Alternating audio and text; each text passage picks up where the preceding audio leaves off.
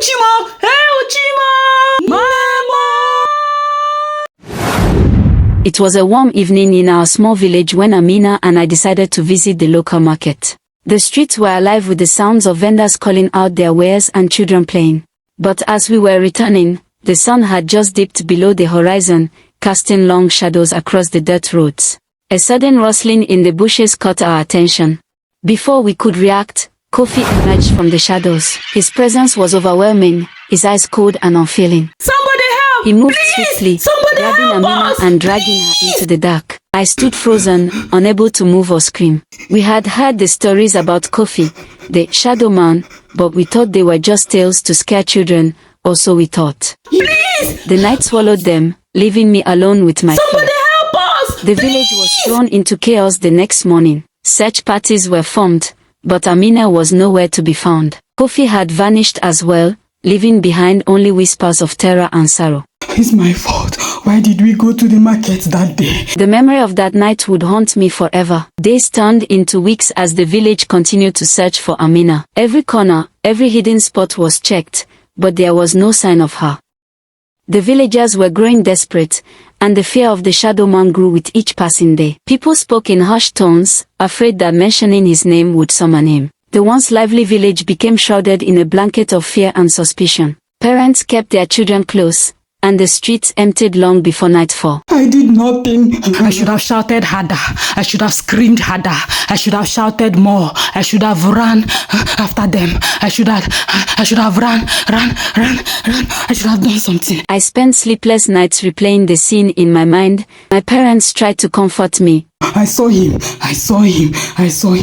saw him carry her away. One night, as I lay awake, I made a decision. I would find Amina, no matter the cost. Armed with nothing but determination and a small flashlight, I ventured into the night, ready to face the shadows.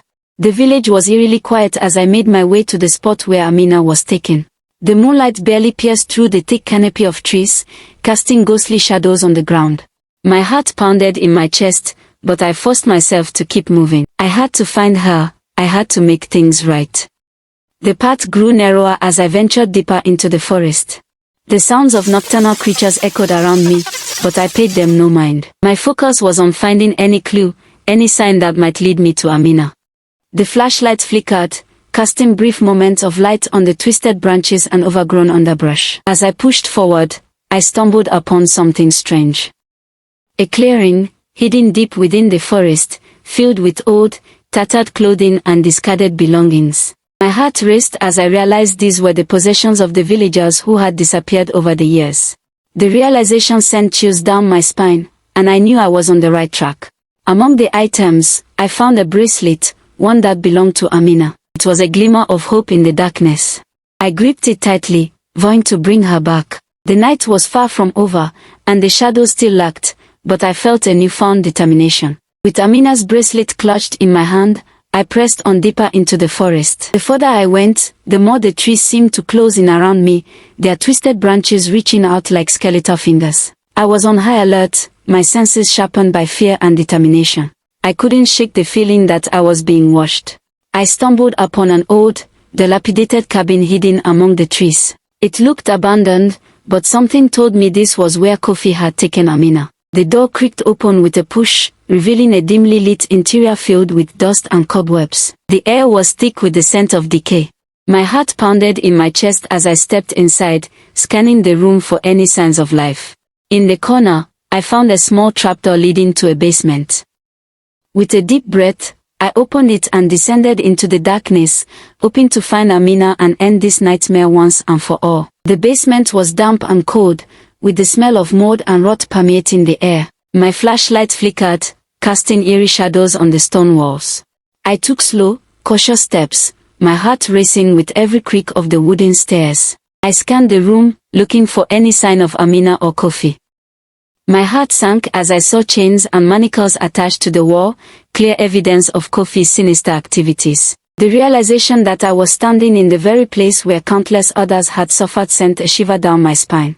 A faint whimpering sound reached my ears, coming from a dark corner of the basement. I hurried towards the sound, my pulse quickening with each step. There, huddled in the shadows, was Amina. Her eyes were wide with fear, but she was alive. I rushed to her side, whispering words of comfort and reassurance. She was weak and scared, but together, we managed to free her from the chains that bound her. With Amina leaning on my shoulder, we made our way back up the stairs, determined to escape the horrors of the basement and return to the safety of the village. But as we reached the top, a dark silhouette blocked our path. Kofi stood there, his eyes filled with cold malice. Kofi's presence filled the doorway, his cold gaze pinning us in place. Amina and I were trapped, with no way out but through him. The flashlight flickered again, casting long shadows across his menacing figure. Fear surged through me, but I knew we had to act fast. Summoning every ounce of courage, I charged at Kofi, hoping to catch him off guard. The impact was jarring, and for a moment, we grappled in the darkness. I grabbed hold of his thighs, grabbed hold of his waist, and then grabbed hold of his thing. I grabbed hold of it firmly. I was panting. I grabbed hold of it. Kofi screamed.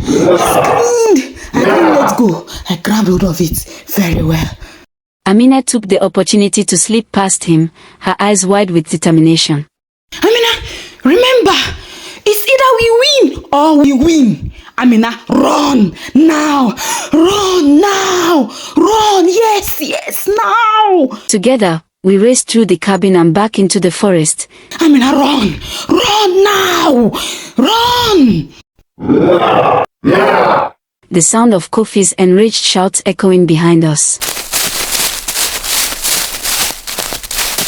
The forest seemed even more menacing as we stumbled through the underbrush, the branches clawing at our clothes and skin. My heart pounded in my chest, my breath came in ragged gasps. We couldn't afford to stop or look back, we had to keep moving. Somebody help. I could hear Kofi crashing through the forest behind us, his footsteps growing louder with each passing second. Somebody help! Just when I thought we couldn't go any further, we broke through the trees and into a clearing. The village lights flickered in the distance, a beacon of hope. Suddenly, we couldn't hear Kofi's steps anymore. Then, we heard a loud sound. Boom! Yeah! Seems like he fell into a ditch or a trap or something. No, this must be a trick for Kofi to catch us unawares. No, we started running. We are close to the village. We cannot afford to look back. We ran, and then we caught sight of a man. Another man. Oh, it is a hunter, one of the village hunters. We tried explaining to the hunter, but we were tired. The hunter was so happy to see us. Where is the shadow man? Where is he? Show me. We pointed to a place where we felt we had a loud sound. The hunter wanted to go there. If you were Amina and I, what will you do?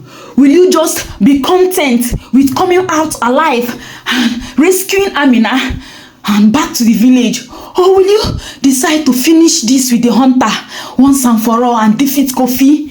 What will you do if you were Amina and I? We were also thinking, what if this shadow man kidnaps another girl from the village? What is the best way to defeat shadow man once and for all?